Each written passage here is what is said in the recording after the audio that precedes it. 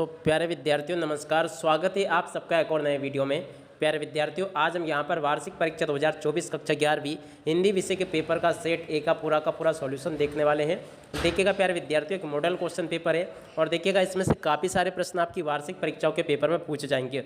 इस प्रकार के प्यारे विद्यार्थियों, आपको मैं 4 मॉडल क्वेश्चन पेपर उपलब्ध करवाऊंगा और अगर आपने चारों को अच्छे से लगा लिया ना, तो पूरा का पूरा क्वेश्चन पेपर प्यारे विद्यार्थियों आपका उसी में से फंसने वाला है।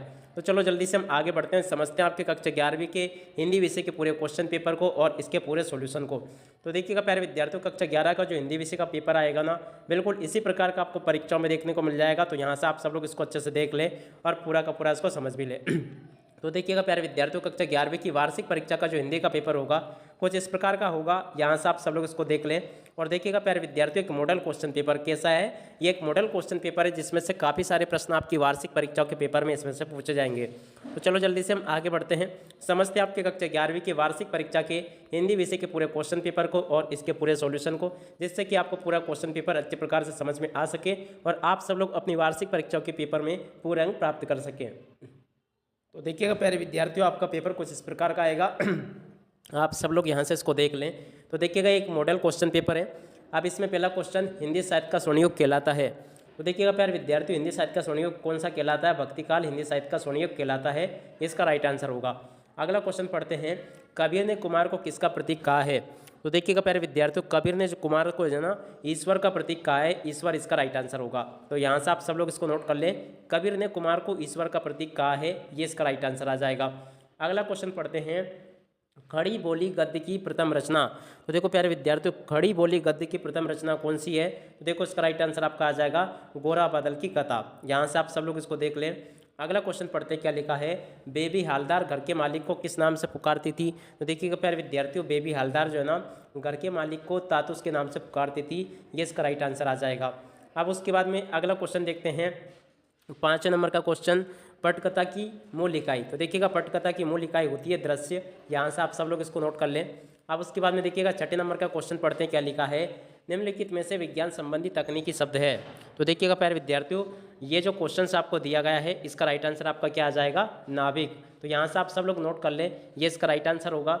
अब उसके बाद में देखिएगा प्यारे विद्यार्थियों, यहाँ पर आपको प्रश्न नंबर 2 में रिक्त स्थान पूर्ति देखने को मिल जाएगी। तो यहाँ से आप सब लोग जल्दी से रिक्त स्थानों की पूर्ति को भी पूरा कर लो। पहला रिक्त स्थान पढ़ते क्या लिखा है? राजनीतिक जनता को बड़े बड़े दिखाते हैं, क्या दिखाते हैं? सपने। तो पहले में आपको क्या लिखना ना, सपने दिखाते हैं। यहाँ से आप सब लोग इसको नोट कर लो। अगला क्वेश्चन, गीत परोस कविता के रचयिता है। तो देखिएगा प्यारे विद्यार्थियों, गीत परोस कविता के रचयिता कौन है? भवानी प्रसाद मिश्र। तो यहाँ से आप सब लोग इसको नोट कर लीजिएगा, भवानी प्रसाद मिश्र इसका राइट आंसर होगा। तो यहाँ से इस प्रकार से आप लोग इसको नोट कर ले। अगला क्वेश्चन पढ़ते हैं, धनराम दर्जे तक की स्कूल का मुंह देख पाया था। तो देखिएगा प्यारे विद्यार्थियों, धनराम जो है ना, 3रे दर्जे तक की स्कूल का मुंह देख पाया था। तो यहाँ से आपको 3रे दर्जे लिख लेना है। अगला क्वेश्चन पढ़ते हैं, क्या लिखा है? भारतीय संगीत में मुख्य वाद्य रहा है। तो देखिएगा प्यारे विद्यार्थियों, भारतीय संगीत में मुख्य वाद्य क्या रहा है? वीणा। तो यहाँ से आपको वीणा नोट कर लेना है। अगला क्वेश्चन पढ़ते हैं, डायरी नितांत रचना है। तो देखिएगा प्यारे विद्यार्थियों, डायरी नितांत कैसी रचना है? तो यहाँ से आपको लिखना है, डायरी नितांत वैयक्तिक रचना है। इस प्रकार से आपको ये लिख लेना है। अगला क्वेश्चन पढ़ते हैं, क्या लिखा गया? आदिकवि वाल्मीकि कृत रामायण एक है। तो देखिएगा प्यारे विद्यार्थियों, आदिकृत वाल्मीकि कृत रामायण क्या है? एक महाकाव्य है। तो यहाँ से आपको महाकाव्य लिख लेना है। अगला क्वेश्चन, शब्द युग्म के प्रकार है। तो देखिएगा प्यारे विद्यार्थियों, शब्द युग्म के कितने प्रकार है? 6 प्रकार है। यहाँ पर आपको 6 लिख लेना है। अगला क्वेश्चन पढ़ते हैं, तो देखिएगा यहाँ पर आपसे जोड़ी पूछी गई है। जोड़ी का मिलान यहाँ से आप लोग पूरा कर लें। पहले नंबर की जोड़ी, सबसे खतरनाक। तो देखो इसकी जोड़ी मिल जाएगी अवतार सिंह सिंधुपाद से। भारत माता, तो देखो इसकी रचना है जवाहरलाल नेहरू की। गरबा का संबंध गुजरात राज्य से है। स्वलेखन का मतलब क्या होगा? 4थे नंबर का जो क्वेश्चन आपको दिया गया, इसकी जोड़ी का मिलान हो जाएगा डायरी से। मुक्तक छंद 5 नंबर पे जो लिखा गया है, इसकी जोड़ी का मिलान आपको सा से कर लेना है, केचवा छंद। और तो ये ना निपात शब्द होगा। तो ऐसे आप सब लोग प्यारे विद्यार्थियों जोड़ी के मिलान को पूरा कंप्लीट कर लो। अब उसके बाद में देखो यहाँ पर आपसे एक शब्द या फिर एक वाक्य उत्तर पूछे गए हैं। तो आप सब लोग यहाँ से इन क्वेश्चन को भी देख लें और पूरा इनको समझ भी लें। तो देखो पहला क्वेश्चन पढ़ते क्या लिखा गया? बिहारी सस्से किस काल की रचना है? तो देखिएगा प्यारे विद्यार्थियों, बिहारी सस्से जो है ना, रीति काल की रचना। तो यहाँ से आपको रीति काल लिख लेना है। उसके बाद में अगले क्वेश्चन को पढ़ते क्या दिया गया? माली दौड़ा दौड़ा किसके पास गया? तो देखो प्यारे विद्यार्थियों, माली दौड़ा दौड़ा चपरासी के पास गया। तो यहाँ से आपको क्या लिख लेना है? माली दौड़ा दौड़ा चपरासी के पास गया। अगला क्वेश्चन पढ़ते क्या लिखा, धरातल पर बहने वाले पानी को क्या कहते हैं। तो देखिएगा प्यारे विद्यार्थी, जो धरातल पर पानी बहता है उसको पालर पानी कहा जाता है। तो यहाँ से आप लोग लिख ले पालर पानी। उसके बाद में आगे क्वेश्चन देखते हैं। तो आप सब लोग प्यारे विद्यार्थियों बाकी के पेपर को समझ लो, फिर मैं आपको इन सभी का उत्तर जो है ना आपको आंसर शीट के ऊपर बता दूंगा। तो सबसे पहले यहाँ से आप सब लोग इन प्रश्नों को देख लीजिएगा। सभी के सभी क्वेश्चंस में यहाँ से आपको बता चुका हूँ, और आपके जो क्वेश्चन सभी दिए गए हैं इन सभी का सॉल्यूशन मैं आपको आंसर शीट के ऊपर दे दूंगा। आप सब लोग इनको देख लें और पूरा का पूरा इनको समझ भी लें। तो देखो इस प्रकार के क्वेश्चंस आपकी वार्षिक परीक्षाओं के पेपर में आपसे पूछे जाते हैं, आप सब लोग इनको देख लें। अब चलो प्यारे विद्यार्थियों, इन सभी प्रश्नों के उत्तर मैं आपको आंसर शीट के ऊपर बता देता हूँ। तो देखिएगा प्यारे विद्यार्थियों, यहाँ से आप सब लोग इन प्रश्नों के उत्तरों को नोट कर लो। यहाँ से आप सब लोग इस प्रश्न के उत्तर को नोट कर लीजिएगा। पहले क्वेश्चन का उत्तर ये यहाँ पर आपको दिया गया है। अगला क्वेश्चन, माली दौड़ा दौड़ा किसके पास गया, चपरासी के पास में गया था। उसके बाद में अगला क्वेश्चन देखते हैं, धरातल पर बहने वाले पानी को पालर पानी कहते हैं। भारत का पहला समाचार वाचक किसे माना जाता है, देवर्षि नारद को। बिंब का शाब्दिक अर्थ होता है मूर्त रूप प्रदान करना। और उसके बाद में अगला क्वेश्चन, शब्द गुण कितने प्रकार के होते हैं। तो देखो 3 प्रकार के होते हैं। युग्म का अर्थ का होता है जोड़ा। उसके बाद में अगले क्वेश्चंस को देख लीजिएगा। सत्य सत्य, सत्य सत्य में पहला क्वेश्चन पढ़ते हैं, पंडित अलाउद्दीन का लक्ष्मी पर अखंड विश्वास ना था। तो देखो ये आपका असत्य होगा। उसके बाद में आपका बंटी तथा महाभोज उपन्यास मन्नू भंडारी के प्रसिद्धि के स्तंभ है। तो देखो ये आपका सत्य हो जाएगा। उसके बाद में अगला क्वेश्चन क्या दिया गया, लता के गाने में करुण रस विशेष प्रभावशाली रीति से व्यक्त होता है। तो देखो ये भी आपका सत्य होगा। टिप्पणी का मुख्य उद्देश्य मामलों को लटकाना है। तो देखो ये भी आपका सत्य हो जाएगा। रोला एक मात्रिक समछंद है। तो देखो ये भी आपका सत्य होगा।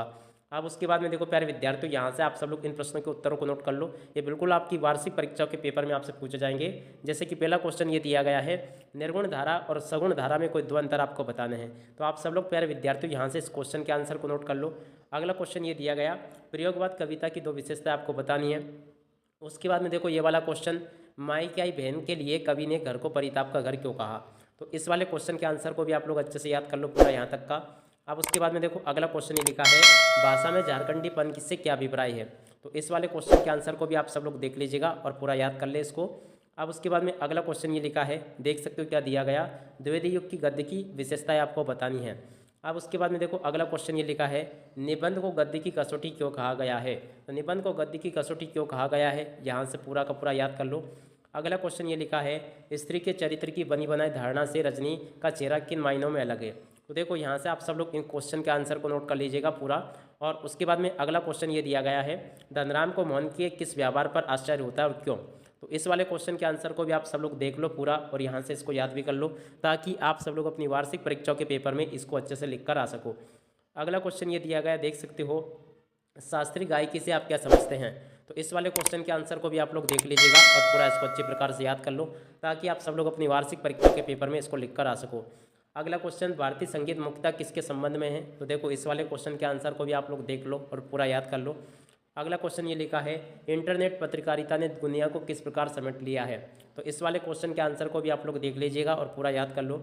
अगला क्वेश्चन ये लिखा है, पटकथा लिखते समय किन किन बातों को ध्यान में रखना चाहिए। तो इसके उत्तर को यहाँ से देख लो। अब उसके बाद में देखो अगला क्वेश्चन ये दिया गया, देख सकते हो ये दिया गया है, वक्रोक्ति अलंकार की परिभाषा आपको बतानी है। तो वक्रोक्ति अलंकार की परिभाषा यहाँ से आप सब लोग याद कर लो अच्छे से। और वीर रस की परिभाषा ये लिखी है, व्यंजना शब्द शक्ति किसे कहते हैं, उसके उत्तर को यहाँ से नोट कर लो। और काव्य में ओज गुण किसे कहते हैं, इसके उत्तर को यहाँ से नोट कर लो। देखो यहाँ तक के सभी क्वेश्चंस मैं आपको बता चुका हूँ। अब उसके बाद में अगला क्वेश्चन, निम्नलिखित मुहावरे का अर्थ बताते हुए वाक्य में प्रयोग आपको करना है। तो इनको भी आप लोग देख लो पूरा, और बाकी के क्वेश्चन ये यहाँ पर आपको दिए गए हैं। राष्ट्रभाषा से आप क्या समझते हैं, तो इसके उत्तर को यहाँ से देख लो आप सब लोग। उसके बाद में देखो अगला क्वेश्चन ये दिया गया, देख सकते हो, मिश्रित तथा संयुक्त वाक्य में अंतर आपको बताना है। तो देखो इन वाले क्वेश्चन के आंसर को भी आप लोग देख लो और पूरा का पूरा इसको समझ भी लो। अगला क्वेश्चन ये लिखा है, भवानी प्रसाद मिश्र अथवा दुष्यंत कुमार का काव्यगत परिचय आपको देना है। तो यहाँ से आप सब लोग इसको भी देख लीजिएगा और अच्छे से पूरा समझ भी ले। अब उसके बाद में देखो दुष्यंत कुमार का काव्यगत परिचय यहाँ से देख लो आप सब लोग। रचना ये लिखी है, भाव पक्ष ये यहाँ पर आपको दिया गया है, कला पक्ष ये लिखा है, हिंदी साहित्य में स्थान ये लिखा है।